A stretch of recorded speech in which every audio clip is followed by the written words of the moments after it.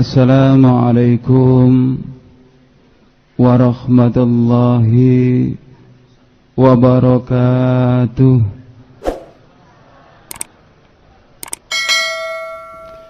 Innal hamdalillah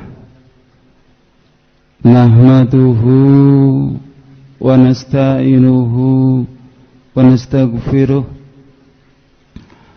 na'udzu billahi min shururi anfusina wa min sayyiati a'malina may yahdihillahu fala mudilla lahu wa may yudlil fala hadiya lahu. Asyhadu an la ilaha illallah wahdahu la syarika lahu wa asyhadu anna Muhammadan abduhu wa rasuluh. Ya ayyuhalladzina amanu taqullaha haqqa tuqatih wa la tamutunna illa wa antum muslimun. Amma ba'd, fa inna asdaqal hadithi kitabullah wa khairal huda huda Muhammadin sallallahu alaihi wasallam wa syarrul umuri muhdatsatuha wa kullu muhdatsatin bid'ah wa kullu bid'atin dhalalah wa kullu dhalalatin finnar. Kepada Bapak Kiai, Bapak Ustadz yang saya hormati, kepada Bapak Ibu hadirin yang dimuliakan Allah Subhanahu wa ta'ala, puji syukur kita panjatkan kehadirat Allah. Salawat serta salam semoga tetap tercurahkan kepada baginda Rasulullah sallallahu alaihi wasallam bersama keluarga, para sahabat dan pengikut sunnah-sunnahnya. Bapak Ibu hadirin yang saya hormati, alhamdulillahirabbil alamin, pada kesempatan malam hari ini saya bisa bersilaturahim di hadapan Bapak Ibu sekalian. Kalau mengingat kapasitas saya sebagai Romo Suringgih, orang yang disucikan, saya juga berkasta seorang Brahmana. Nama awal saya Ida Bagus, itu kasta Brahmana. Dan juga saya sarjana, tapi dari agama Hindu, Bapak Ibu. Kayaknya tidak mungkin saya bisa memeluk agama Islam. Namun atas kemurahan Allah Subhanahu wa ta'ala, semua kezaliman saya, semua perbuatan buruk saya diampuni oleh Allah. Akhirnya saya dipanggil ke jalan yang benar, yaitu agama Islam. Pada awalnya saya mempelajari ilmu yoga samadhi di Pura Mandaragiri, Lumajang. Inilah pura yang pernah saya buat yoga samadhi, ayah bunda.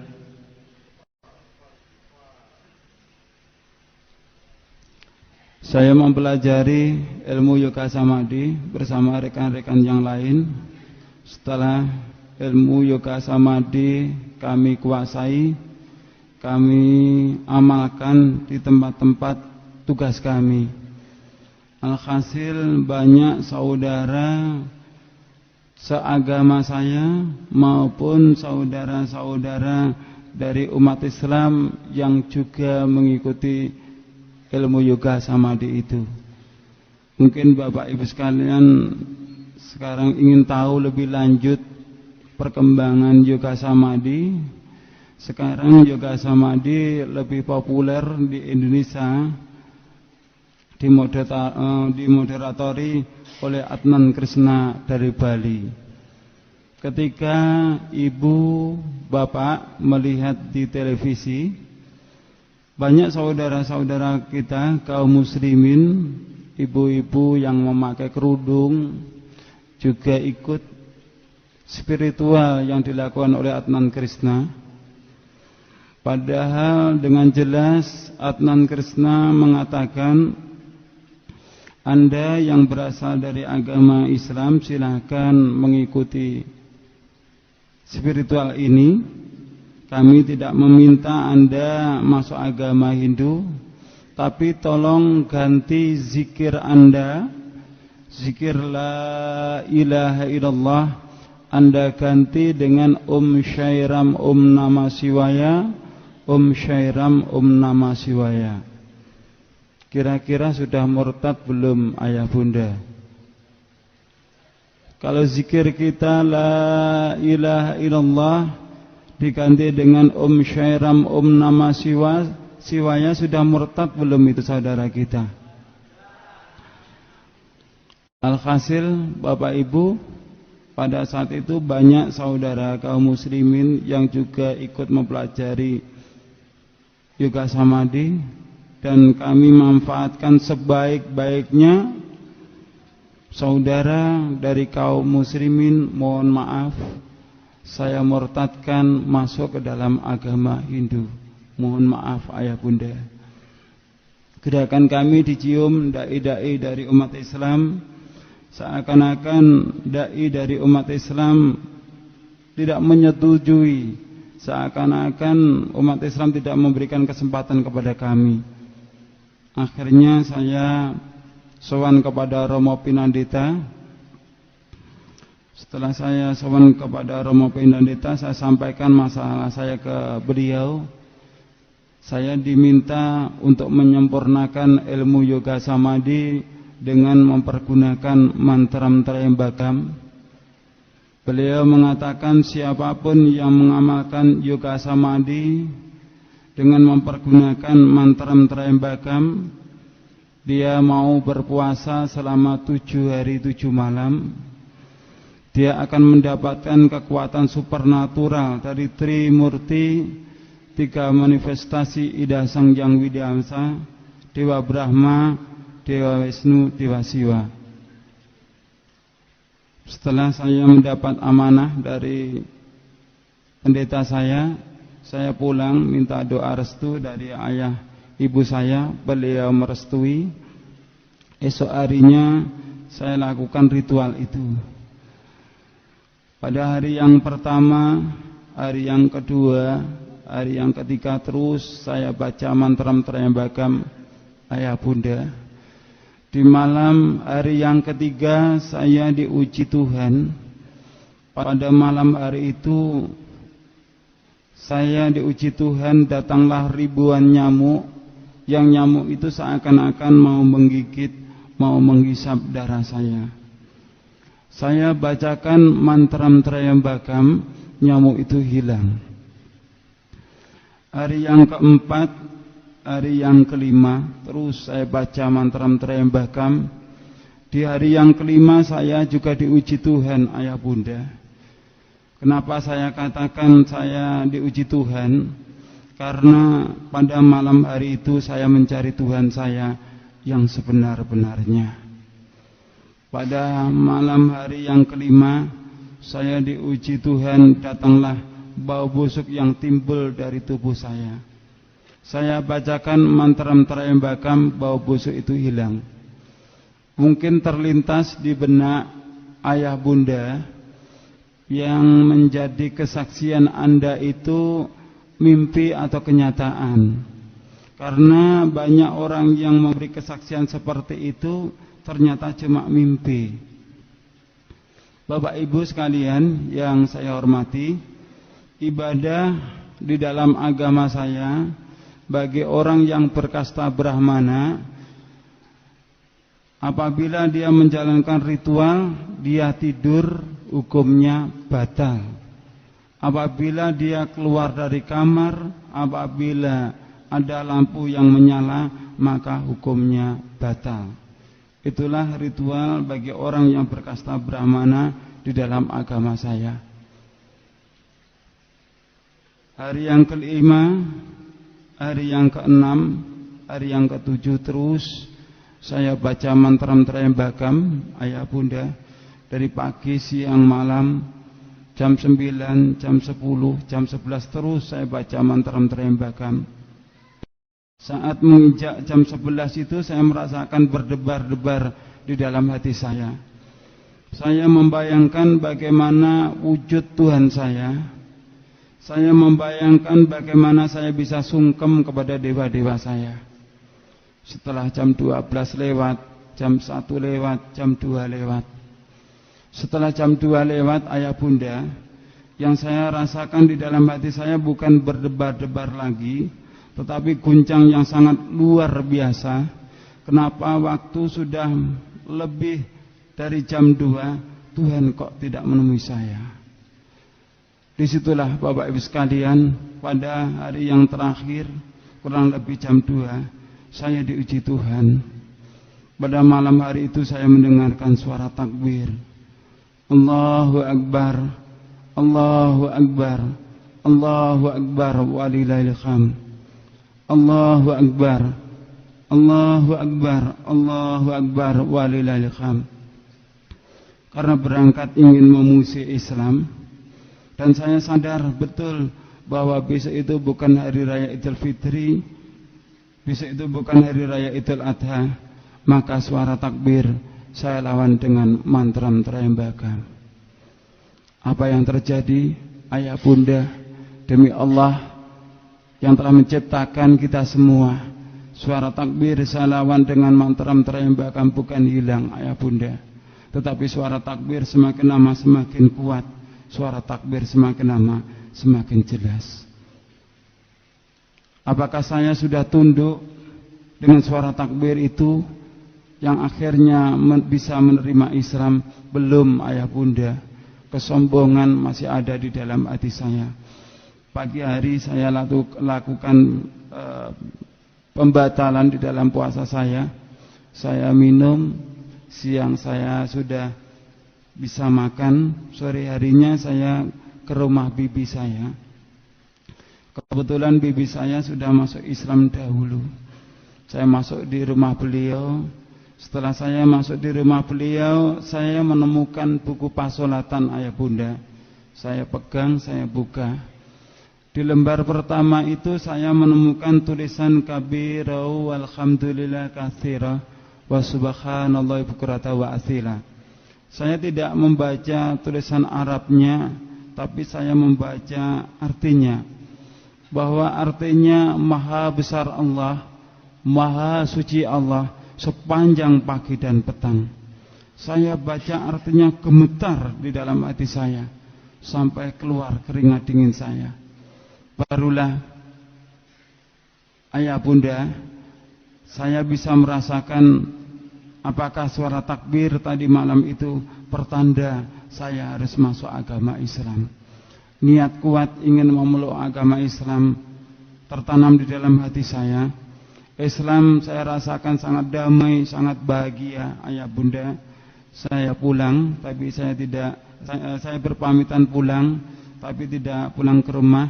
Saya ke rumah salah seorang ustadz, yang akhirnya disitulah saya disahadatkan asyhadu alla ilaha illallah wa asyhadu anna Muhammadar Rasulullah. Setelah saya disahadatkan, beliau berpesan, antum sekarang sudah muslim, syaratnya orang Islam itu harus sholat. Ini ada buku pasolatan, kamu bawa pulang dan kamu harus mengamalkannya. Saya bawa pulang malam hari, saya hafalkan gerakannya. Pagi hari saya lakukan sholat subuh yang perdana. Namun sholat subuh saya tidak sama dengan bapak ibu sekalian. Jadi saya takbiratul ikram, Allahu Akbar, baca bismillahirrahmanirrahim. Saya ruku, baca bismillahirrahmanirrahim. Saya at-tahiyat pun baca bismillahirrahmanirrahim. Alhamdulillah, walaupun sholat saya cuma pakai basmalah, sholat saya istiqomah. Waktu terus berlalu, saya sholat sembunyi-sembunyi ayah bunda. Saya sholat di kamar, saya kunci dari dalam, biasanya seperti itu. Namun pada saat itu, kejadiannya pada sholat asar ayah bunda, Saya sholat di dalam, pintu kamar saya lupa untuk menutupnya. Lewatlah ayah saya. Saya masih teringat dengan jelas ayah bunda, di dalam sholat asar saya itu saya tidak merasakan khusyuk lagi. Saya membayangkan apa yang terjadi kalau sampai tahu bahwa saya ini sudah memeluk agama Islam. Benar ayah bunda, seusai sholat asar ayah saya bertanya, "Kamu sekarang sudah muslim ya?" Karena sudah ketahuan, saya jawab dengan jujur, "Iya ayah, saya sekarang sudah beragama Islam." Dengan jawaban saya itu, betapa marahnya beliau, berbicara yang keras sekali. Mau kamu bawa kemana harga dirimu, mau kamu bawa kemana martabat keluargamu kalau kamu memeluk agama Islam. Dengan harapan saya bisa murtad lagi dari agama Islam, ayah sampaikan kepada paman, paman sampaikan kepada pimpinan. Pagi hari saya diberi undangan paksa untuk mempertanggungjawabkan perbuatan saya. Pagi hari saya disidang ayah bunda, di hadapan mereka, dicaci maki, dihujat. Datanglah paman saya dari arah pintu. Tentu saya sebagai keponakan berharap di waktu saya dalam keadaan kritis seperti itu, paman datang untuk menolong saya. Namun apa yang saya harapkan keliru besar Bapak Ibu. Paman datang bukan menolong saya, justru paman datang ingin melampiaskan marahnya kepada saya, karena saya tetap memilih Islam sebagai agama saya. Beliau datang langsung meludahi wajah saya. Perasaan malu ayah bunda, sudah dicaci maki, masih diludahi wajah saya oleh paman. Sehabis saya disidang, saya pulang. Sampai di rumah dimarahi ayah ibu, 5 saudara saya. Kebetulan ayah saya sebagai pemangku di dalam agama Hindu, 5 saudara saya pun juga semuanya beragama Hindu. Saya dimarahi mereka. Saya selalu menghindar dari keluarga saya. Namun disitulah peranan paman saya yang paling besar, karena memang harapan paman saya sebagai generasi penerus agama nenek moyang itu adalah saya. Beliau mengancam saya, kalau kamu tetap mempermalukan keluargamu, kalau kamu tetap beragama Islam, maka kamu nanti akan kubunuh. Saya merasakan ucapan paman saya itu hanya gertakan ayah bunda. Saya pun juga tidak ada buruk sangka kepada paman saya. Namun ternyata ucapan paman saya itu benar-benar dibuktikan. Jadi kejadiannya pada saat itu saya di rumah sendirian, karena tidak ada buruk sangka kepada paman saya, tidak ada kecurigaan kepada paman saya. Saya pernah, ayah bunda, demi memeluk agama Islam ini saya pernah disergap dari belakang. Saya sudah pernah, ayah bunda, demi memeluk agama Islam ini tangan saya diikat. Saya sudah pernah, ayah bunda, demi memeluk agama Islam ini leher saya mau digorok. Saat pisau sudah menempel di leher saya, ayah bunda, saya dalam keadaan benar-benar kritis. Tidak ada harapan lagi untuk hidup. Tidak ada sesuatu yang bisa saya lakukan kecuali bermunajat kepada Allah Subhanahu wa taala. Saya memohon kepada Allah, ya Allah, sekiranya Islam ini adalah jalan yang benar yang Kau tunjukkan kepadaku, berilah kesempatan kepadaku untuk menebus dosa-dosaku ini ya Allah. Berilah kesempatan kepadaku ya Allah untuk memperbaiki akhlakku ini ya Allah. Berilah kesempatan kepadaku umur panjang. Hanya itu Bapak Ibu sekalian yang bisa saya lakukan. Dan alhamdulillah ayah saya yang berencana pergi, beliau pulang. Dan tentu sekejam-kejamnya ayah saya tentu tidak akan tega bahwa anaknya dijadikan kelinci percobaan. Melihat kejadian seperti itu, ayah saya langsung bertengkar dengan paman. Setelah ayah saya bertengkar dengan paman saya, barulah paman pulang, saya dibebaskan. Setelah saya dibebaskan, ayah saya bertanya, kenapa kamu memeluk agama Islam? Kenapa kamu tidak kasihan kepada keluarga ini? Gara-gara kamu memeluk agama Islam, keluarga kita jadi pecah seperti ini. Bapak Ibu hadirin yang saya hormati, saya ceritakanlah hasil ritual saya kepada ayah saya. Ayah, di dalam ritual saya kemarin, saya di hari yang ketiga saya diuji Tuhan. Datanglah ribuan nyamuk, saya bacakan mantram Trayembakam hilang. Di hari yang kelima saya diuji Tuhan, datanglah bau busuk yang timbul dari tubuh saya. Saya bacakan mantram Trayembakam hilang. Tapi demi Allah ayah, di hari yang ketujuh saya diuji Tuhan, datanglah suara takbir. Saya lawan dengan mantram Trayembakam bukan hilang ayah, tetapi suara takbir semakin lama semakin kuat, suara takbir semakin lama semakin jelas. Dengan keterangan itulah ayah bunda, berlinanglah air mata ayah saya. Beliau bertanya kepada saya, bagaimana kamu bisa memeluk agama Islam? Ayah, kalau dulu kita membawa umat Islam masuk ke dalam agama kita, kita syahadatkan Om Swastiastu, Om Awikenamastu, Ekam Eva Adhyam Brahman, mengadakan sajen-sajen, mengadakan selamatan, mengadakan pemohonan tirta, baru dia masuk ke dalam agama Hindu. Tapi kalau ayah ingin memeluk agama Islam, ayah cukup membaca kalimat syahadat. Ayah saya diberi hidayah oleh Allah, ayah bunda, beliau minta untuk disyahadatkan. Akhirnya kami berjabat tangan, saya syahadatkan ayah saya, asyhadu alla ilaha illallah wa asyhadu anna Muhammadar Rasulullah. Suatu kebanggaan bagi saya, seorang anak yang sudah bisa membawa ayah saya masuk agama Islam. Namun Allah Maha Besar ayah bunda, Allah lah yang telah menentukan segala-galanya. 3 hari setelah ayah saya membaca syahadat, beliau meninggalkan saya untuk selama-lamanya. Beliau meninggal dunia. Perasaan sedih ayah bunda ketika ayah sudah memeluk agama Islam. Kini ayah saya meninggalkan saya untuk selama-lamanya. Saya berusaha menghibur hati saya. Dan setelah kepergian ayah saya, kami 5 saudara dikumpulkan, diberi harta waris peninggalan beliau. Setelah harta waris saya terima saran dari ustadz yang telah mensyahadatkan saya supaya harta itu dijual. Dan saya jual, saya tabungkan di ONH. Alhamdulillah, tahun 1995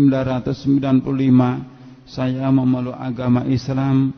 Tahun 1996 saya dipanggil oleh Allah untuk menunaikan ibadah haji ke Mekah Al-Mukarramah.